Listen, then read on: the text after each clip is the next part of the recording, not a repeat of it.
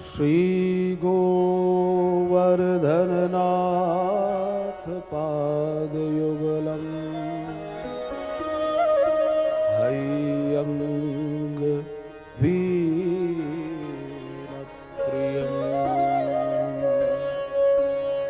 नित्यं श्री मथुराधिपं सुखकरम् श्री विठ्ठलेशं मुदा श्रीमद्द्वारवतीश गोकुलपति श्री गोकुलेन्दुं विभो श्रीमन्मन्मथ मोहनं नटवरं श्रीबालकृष्णं भजे।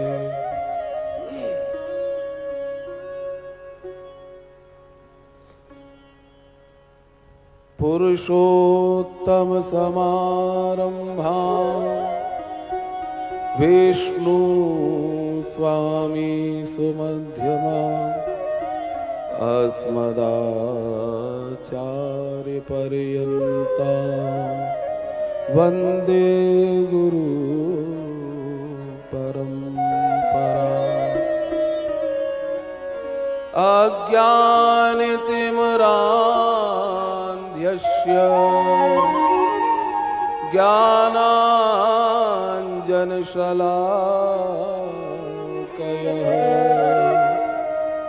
चक्षुरुन्मीलितं येन तस्मै श्री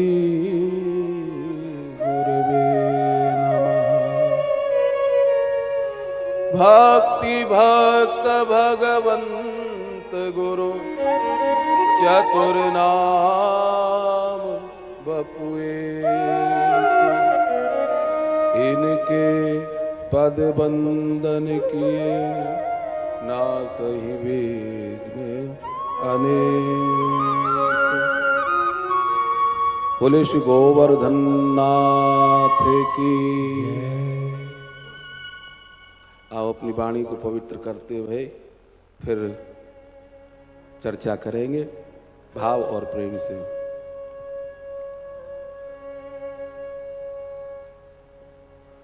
श्री वल्लभ विठ्ठल गिरधारी श्री यमुना जी की बलिहारी। श्री वल्लभ विठ्ठल गिरधारी श्री यमुना जी की बलिहारी। श्री वल्लभ विठ्ठल गिरधारी श्री यमुना जी की बलिहारी। श्री वल्लभ विठ्ठल गिरधारी श्री यमुना जी की बलिहारी। श्री वल्लभ विठ्ठल गिरधारी श्री वल्लभ विठ्ठल गिरधारी श्री वल्लभ विठ्ठल गिरधारी श्री वल्लभ विठ्ठल गिरधारी। श्री यमुना जी की बलिहारी। श्री यमुना जी की बलिहारी। श्री वल्लभ विठ्ठल गिरधारी श्री यमुना जी की बलिहारी। श्री वल्लभ विठ्ठल गिरधारी श्री यमुना जी की बलिहारी। श्री यमुना जी की बलिहारी। श्री यमुना जी की बलिहारी श्री यमुना जी की बलिहारी श्री यमुना जी की बलिहारी श्री वल्लभ विठ्ठल गिरधारी श्री वल्लभ विठ्ठल गिरधारी श्री वल्लभ विठ्ठल गिरधारी श्री यमुना जी की बलिहारी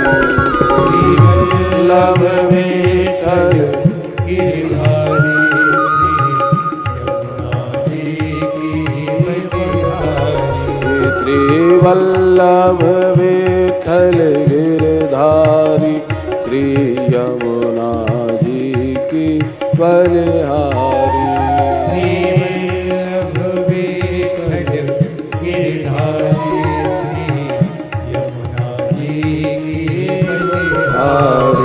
श्री यमुना जी की बलिहारी श्री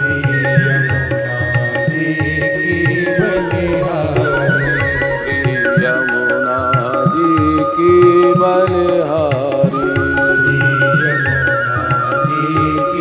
बलिहारी बोलो श्री गोवर्धन नाथ की श्याम सुंदर श्री यमुने महारानी की श्री वल्लभाधीश की परम कृपालु यशोदा नंदन नंद नंदन भक्तोर चंदन परात्परेश्वर अखिलेश्वर अखिल कोट ब्रह्मांड नायक असंख्येय कल्याण गुण गण निलय अकारण करुणा वर्णालय भक्तवांछा कल्पतरु भगवान श्री गोवर्धननाथ श्रीनाथ जी की महती करुणा कृपा से निरंतर वह अपनी सन्निधि में अपने गुण चिंतन का गान कराते आ रहे हैं। ये दो की ही कृपा और आशीर्वाद से संभव है। वो दोनों ही देव हैं, भगवान तो देवता है ही, एक तो इष्ट देव और दूसरे पितृदेव।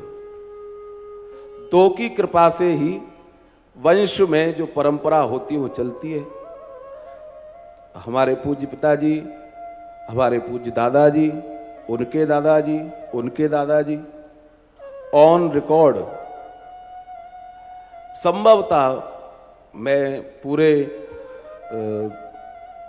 इस बात को इस तरीके से नहीं कह सकता कि केवल मैं ही हूं या हमारा ही परिवार है, लेकिन हां गर्व के साथ जरूर कह सकते हैं कि भारत में कुछ परिवार हों, उनमें से एक प्रथम परिवार ये हमारे पूज्य दादाजी भोलाराम जी भंडारी जी का परिवार, जिसमें 24वीं पीढ़ी में हमारे परिवार से भगवान की वाणी सेवा हो रही है। ऑन रिकॉर्ड है ये, 23वीं पीढ़ी तक हम, 24वीं पीढ़ी है। यही कार्य भगवत सेवा, भगवत कथा करने कराने वाले हम नहीं हैं। ये सिद्धांत कह तो बहुत लोग लेते हैं, लेकिन उसको स्वीकार करने वाले बहुत कम होते हैं। अच्छा, वो स्वीकार कर भी लेंगे तो थोड़ी बहुत देर सत्संग में बैठे, उतनी देर सत्संग के रंग में तो हाँ हाँ ये बात सही है, ये बात सही है, लेकिन जैसे ही संसार के रंग में जाएंगे तो फिर बोले वो बात तो गलत थी जो कथा में सुन के आए, सही बात तो ये है जो यहां देख रहे हैं। हमारे चित्त की स्थिति, गंगा गए तो गंगा राम, यमुना गए तो यमुना राम। सत्संग में आए तो ये बहुत अच्छा है, संसार में गए तो ये ही अच्छा है, ऐसी स्थिति होती है। लेकिन इन सब के पीछे करने वाले वो बैठे। हमने भी नहीं सोचा था कि अब हमारे आगे हमारी कोई पीढ़ी नई भगवान की इस गुणगान के महिमा के गान में प्रवेश करेगी। चिंतन में भी नहीं था और ना उसके लिए हम लोगों ने कोई विशेष प्रयास भी किया। ये जो सब हुई है लीला, ये ठाकुर जी की कृपा से हुई कि ना चाहते हुए भी ये तिथि कभी हम किसी को देते नहीं है, ना पहले कभी दी और ना आगे कभी देंगे। ये एक वचन दे दिया था हैदराबाद में कि आपके यहाँ वो उन्होंने हमसे वचन लिया, जब भी हम कथा कराएंगे आपको करनी है। अब डेट ये फंस गई, वचन दे रखे थे 20 साल पहले का, अब वो दे दिया। तो ये भी सब करने वाले ठाकुर जी हैं। उनको ये 24वीं पीढ़ी में, क्योंकि उनके 24 अवतार हैं ना, तो उनको भी 24वीं पीढ़ी में कथा सुननी थी कि मुझे तुम्हारी अगली पीढ़ी की भी तो सुननी है। तुमने तो गा लिया, तुम्हारा तो प्रयास नहीं है इस ओर, लेकिन मैं तो चाह रहा हूं ना। तो ठाकुर जी ने चाहा और ये ऐसी स्थिति बनी, तो हमने कहा कौन करेगा। हमारे चिरंजीव श्री विठलेश राय जी 2 महीने में तैयार भी हो गए। 2 महीने पहले की बात, हमने कहा ऐसे ऐसे समस्या है, क्या करें। कथा कौन करेगा, तुमको करनी है। तो जैसे कहीं बाहर से बीमारी आती है तो वो धीरे धीरे फैलती है, और अंदर से पनप जाए तो वो जल्दी फैलती है। उसी प्रकार से बाहर से ज्ञान जाता है तो वो धीरे धीरे जाता है। और ये कहते हैं ना, ब्लड में ही ज्ञान हो तो वो स्वतः ही एक के बाद कहीं ना कहीं किसी ना किसी अंश में पहुंचता ही है। तो ये भागवत हमारे रक्त में ही है, 23 पीढ़ियों से चली आ रही है। तो उस रक्त ने अपने आप ही उन मंत्रों को, उन भावों को स्फुरित कर दिया। तो ठाकुर जी की इच्छा थी, ये ना मेरी इच्छा थी। हमने सस्पेंस जरूर रखा, क्योंकि पहले से खोल देते तो ये सब भाग जाते। अच्छा, फिर ठाकुर जी ने ये इच्छा रखी। आज से पहले इतनी बार कथा हुई, हम हर बार इनसे कहते थे कि तुमको जजमान बनाएंगे, तुमको बनाएंगे। ये हाथ में आते ही नहीं थे। ये ब्रजमोहन है ना, हर बार हाथ से भाग जाते थे। इस बार चला करके इनका फोन आया कि हम भी जजमान रहेंगे अब की बार कथा में। तो हमको लगा, मैं कहता ठाकुर जी क्या कर रहे हैं।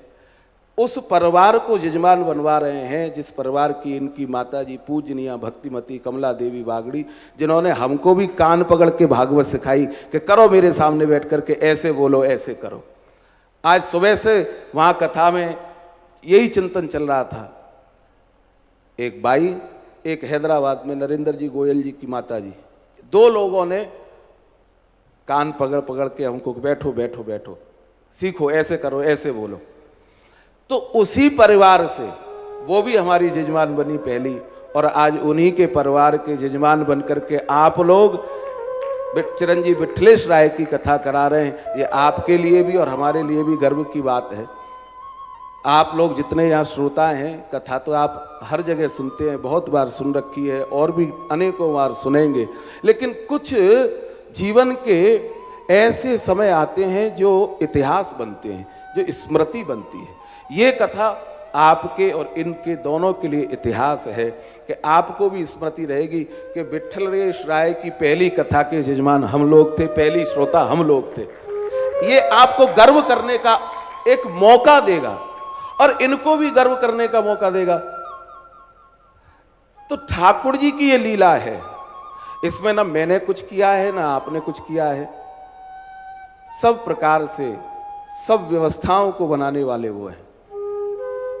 हम तो जब यहां से जा रहे थे, ठाकुर जी से कह रहे थे कि कोई अपराध हुआ होगा तो भगा दिया यहां से, कोई ना कोई भूल हुई होगी।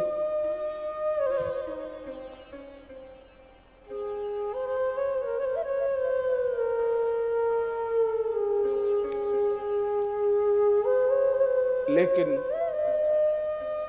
इस प्रकार की भूल भी लाभ दे देती हैं। एक और उनके गाने वाला आ गया।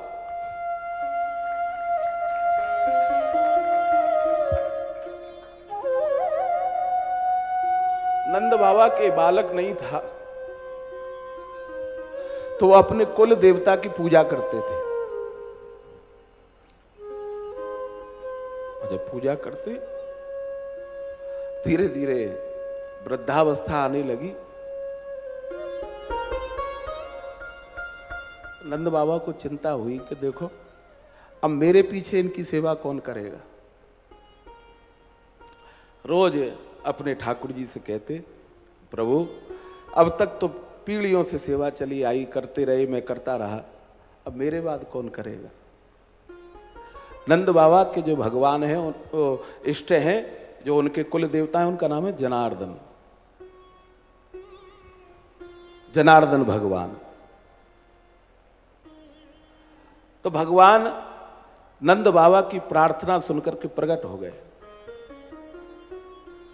कहने लगे, अरे काहे को चिंता कर रहे हो। अरे चिंता की बात है, इतनी गाय हैं, इतना बड़ा परिकर है, इतने पुराने आप, पीढ़ी से आपकी सेवा है रही है, मेरे बात कौन करेगा। भगवान ने स्वयं कही, जनार्दन ने, नंद बाबा आप चिंता मत करो, आपके ठाकुर की सेवा करने के लिए मैं आपको पुत्र बनकर के आऊंगा और आपके ठाकुर की सेवा करूंगा। जाए माने जनार्दने निशीदे तमद्भूते। सुखदेव जी महाराज वहां खोल रहे हैं इस बात को कि कौन आया है नंद जी के यहां, वही जनार्दन जिनकी नंद जी ने पीढ़ियों से सेवा करी है। तो भैया जब कोई सेवा करने वाला नहीं होता है ना, तो ठाकुर जी सेवा वाले बन करके आकर के और सब कार्यों को कर देते हैं। तो ठाकुर जी ने, श्री गोवर्धन नाथ ने, श्रीनाथ जी ने ये वो सब कराया है। ये प्रेरणा चिरंजीव विठलेश जी को दी। हम सबके सद्भाग्य, आप सबके अहोभाग्य के वृंदावन की पावन भूमि में, ठाकुर जी की चरण सन्निधि में, ब्राह्मण देवताओं की सन्निधि में भगवान की मंगलमयी दिव्य चर्चा का आप लोगों ने आस्वादन किया। आज जन्माष्टमी का महापर्व है, तो आप सबको जन्माष्टमी की बहुत बहुत बधाई और बहुत बहुत शुभकामना। अब समय अधिक नहीं लेंगे, कारण क्या, हमारा भी गला बहुत भयंकर सूख रहा है। 2 किलोमीटर पैदल चल के दौड़ते दौड़ते आए हैं, और वैसे भी जुकाम के कारण गला सूखा है, तो बोलने में बहुत ज़्यादा गला सूख रहा है। तो अब आज के इस सत्र को चिरंजीव विठलेश जी के, अब क्योंकि व्यास गादी पर है तो आशीर्वाद देने का अधिकार तो किसी को भी नहीं है, न पिता को न माता को। माता को जरूर है पिता की अपेक्षा, लेकिन हम सब ठाकुर जी से, गोवर्धन नाथ से ये प्रार्थना करें कि अपनी सेवा में इनको लिया है तो उत्तर इनके ज्ञान में, इनके भाव में और इनके भागवत के प्रचार के प्रभाव में विस्तार हो और वो अग्रसर होता रहे। यही हम सब श्रीनाथ जी से प्रार्थना करें कि